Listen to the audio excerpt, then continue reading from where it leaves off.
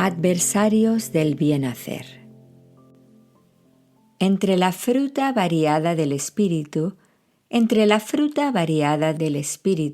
encontramos 4 que están conectadas entre sí por el propósito que éstas cumplen: la paciencia, la benignidad, la bondad y la mansedumbre son elementos necesarios a la hora de vivir nuestra fe con los que nos rodean. Santiago, en su epístola, reta a los oyentes diciendo: «Muéstrame tu fe sin tus obras, y yo te mostraré mi fe por mis obras». Podemos tener mucha fe, pero la forma en que esta fe se manifiesta, dice Santiago, es en tu manera de vivirla con otros. Pablo, en Efesios 2:10, dice que hemos sido creados en Cristo Jesús para buenas obras. Y Pedro, en su primera carta, lo dice así en el 2:15, porque esta es la voluntad de Dios, que haciendo bien, hagáis callar la ignorancia de los hombres insensatos.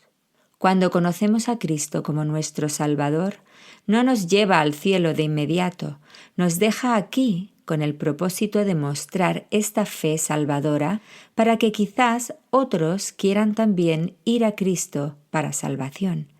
Es por esto que no nos podemos cansar de hacer el bien, y Gálatas 6:19 nos anima diciendo: «No nos cansemos, pues, de hacer bien, porque a su tiempo segaremos si no desmayamos».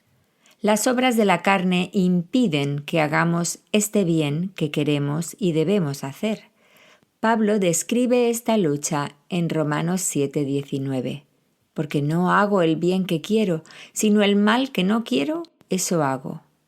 Mas continúa diciendo que gracias al Señor Jesucristo podemos vivir en el Espíritu, donde no hay condenación. Leemos en el versículo 8:1 que ninguna condenación hay para los que están en Cristo Jesús, los que no andan conforme a la carne, sino conforme al Espíritu. ¿Cuáles son estas obras de la carne que quieren destrozar el fruto del Espíritu? Pablo menciona enemistades, pleitos, celos, iras, contiendas, disensiones, envidias y homicidios. Al leer esta lista podemos observar una escalera, y a medida en que los sentimientos de odio aumentan, las consecuencias llegan a ser mayores. Los celos, las iras y las envidias llevan a enemistades, disensiones, pleitos y contiendas, y en una situación desenfrenada, estos pueden llegar a provocar incluso delitos de homicidio. Como contraste, vemos la paciencia, la benignidad, la bondad, la mansedumbre. Esos 2 grupos, nos dice Pablo, se oponen entre sí. El deseo de hacer el bien, la capacidad de esperar y muchas veces aguantar, soportando oprobio, la respuesta suave de la mansedumbre, nos dice la Biblia, que apacigua el espíritu airado.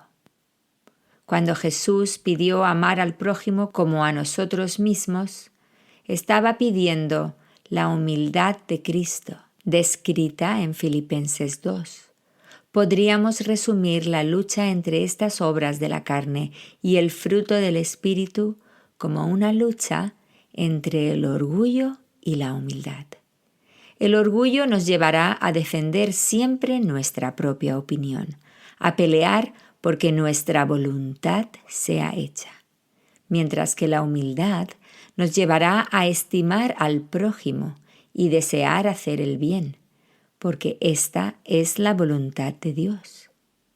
Reconociendo que el orgullo es nuestro por la naturaleza pecaminosa y que la paciencia, la benignidad, la bondad y la mansedumbre son regalos de Dios para nosotros, Romanos 12:21 nos deja un buen reto para hacer morir la carne y vivir poniendo en práctica el fruto del Espíritu. No seas vencido de lo malo, sino vence con el bien el mal.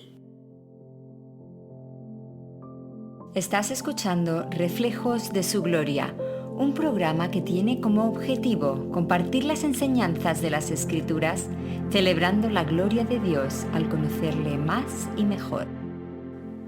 Durante esta serie te invito a leer la palabra de Dios y descubrir el propósito que Dios tiene para tu vida. Veremos a través de las Escrituras cómo podemos vivir para que la gloria de Dios se manifieste en nuestra vida de manera que otros vean y glorifiquen al Padre.